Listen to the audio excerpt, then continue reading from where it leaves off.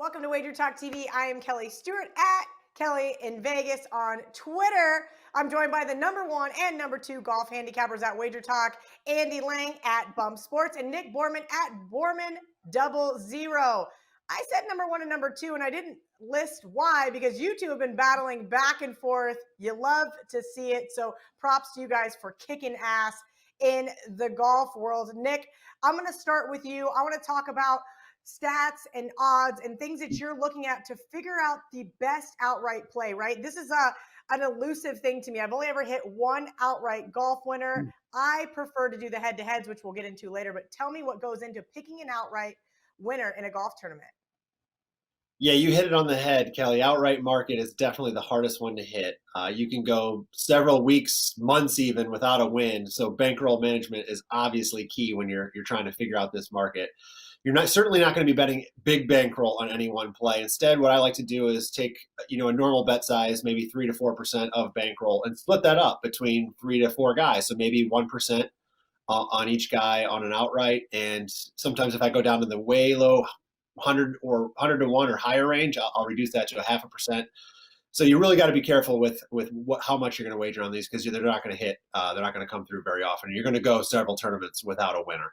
But how do you pick a winner out of a field of 140 players? It's obviously very tough to do. Current form, very, very important. How well is the player playing at this moment in time? Course history would be the second thing to look at. Some players play very well at certain venues or types of courses, and they tend to perform very well year in and year out at the same venue. And then some of the stats I like to look at are the ones, if you play golf, you know them. I mean, it's fairways hit, greens in regulation, very, very important. PGAtour.com is a great reference for shots gained numbers, which are tells you a better story than just greens in regulation. It tells you how close that they're hitting to the pins. Of course, any given week putting, you're going to need to make putts to be able to win a golf tournament. But on the whole, putting is one of those streaky stats that's not something I look at in the long run. You're going to look for a guy that's going to hit the greens more often than a guy that's going to be a good putter, because if you're not hitting the greens, it doesn't matter how good you putt, you're not going to be making enough birdies to win. So bottom line, I can't stress this enough. Be patient with this kind of betting. You're going to lose far more events than you're going to win, but all it takes is about 4 to 5 outright winners over the course of an entire year, and you can be profitable with this type. Yes, I love those kind of things. And it gives you something else to cheer for. One of the most popular bets in a golf matchup is the whole week head-to-head. And I really love these type of bets, because sometimes guys don't make the cut on Friday and you've already cashed a ticket. But Andy, before we get started, for the record, I just want to make sure we're never playing Scott Brown over Brandt Snedeker ever again. That is so dirty. I can't believe you dug that up. I know exactly who you got that from, and it's so mean to tarnish my record over one bet that happened a few years ago over a guy with a broken sternum. Andy and I have a mutual friend, Jason Kennedy. He texts me and he goes, "Can you please give Andy all the hell for this?" Listen, as someone who has friends on the PGA Tour and has great information as well from time to time, you get that, hey, somebody's hurt. Somebody can't even barely swing this club, and then they go out and they shoot 6 under par, and you're going, what happened to this information? We've all been there, Andy, so I thought I'd give you a little hell over it. But please go into how you make your weekend head-to-head matchups. Well, it's a lot of the same stats that Nick talked about. You're looking at current form, you're looking at past history at a tournament and a course, and you're looking at the current stats. The biggest difference is, instead of going up against 139 guys, head-to-head matchups, you're going up against one guy, which makes it a lot more fun, and it's a lot easier to handicap. What I love about the head-to-heads is you're not depending on the rest of your team like you are in like football or basketball. It's 1v1. So when you look at your stats, they're going to tell you a very clear picture as to who should have the advantage. Does this course set up good for them? Were they playing hurt last year at this tournament? And does that explain why they had a miscut? Do they have a swing change this year? Do they have a coaching change this year? Was there something crazy that happened in their life or in their career that happened a couple years ago? And so if you dig deep enough into the stats and into the stories, you can really, really find some advantage in head-to-head matchups.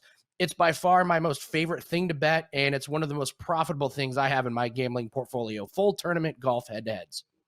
Yeah, I like those as well. And we can go into the daily head-to-heads when I kick it back to you in a minute. But Nick, let's go over these leaderboard bets, top fives, top tens, top 20s. What happens if there's a tie? Things like that.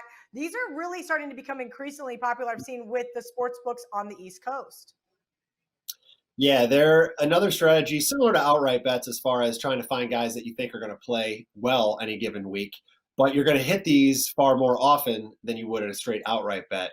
You can get guys. There's two strategies I use. You can get guys that are near the favorite list to win the tournament, priced in the plus 800, plus 1,000, 10 to 1 kind of range for outrights. If you look at them in a top 10 or top 20 market, you're going to find them closer to even money. And a guy like Dustin Johnson, world number one, who can go 8 weeks in a row finishing top 10, it's a pretty good bet when you're even getting even money on that kind of a number. And that's one strategy to look for, is to take the top guys that you think will play well and still provide decent value at either a top 10 or a top 20. The other strategy is to look for those long shots. Look for those guys that are 80 to 1, 100 to 1 or higher as far as outright markets goes, and look to say, you know what? The stats here show that this guy could have a good week this week, and top 20 at plus 400, plus 500 is a very good payout to dabble with on guys that could have a good week. I'm going to tell you right now that any given week on the PGA Tour, there are a lot of guys that come out of nowhere and finish top 20 more often than you think if you look at that leaderboard. So there are several of them doing it. How do you pick the ones that do it and trying to narrow it down? That's, of course, the challenge and takes time. But same stats you're going to look at for outright market, same stats you're going to look at for head-to-head. But it's just another great strategy to get on the golf. And again, it's similar to outright, where you're not going to risk big numbers, big dollars on each bet. You're going to pick a couple guys, spread your money around a little bit, make your total investment what you would on about any one or two bets, and keep it at that. Keep it small, keep it simple, and slowly watch your bankroll grow over time. Be patient. All right, Andy, you went over tournament head-to-heads. Can you please go over daily head-to-heads? These are something I always struggle with, right? Because it looks like they price the guys that are in the top 5, top 10 rather heavy. Is there an advantage to betting these? Yes, except it's tough.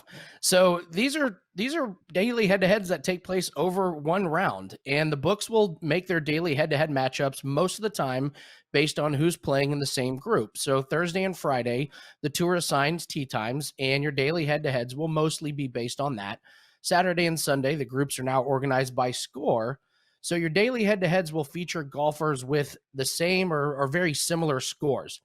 What makes daily head-to-heads tough is, A, it's one round. Anything can happen in one round. But what you're looking for in dailies is you're looking to see if a guy played out of his mind the day before, and can I get value fading him the next day?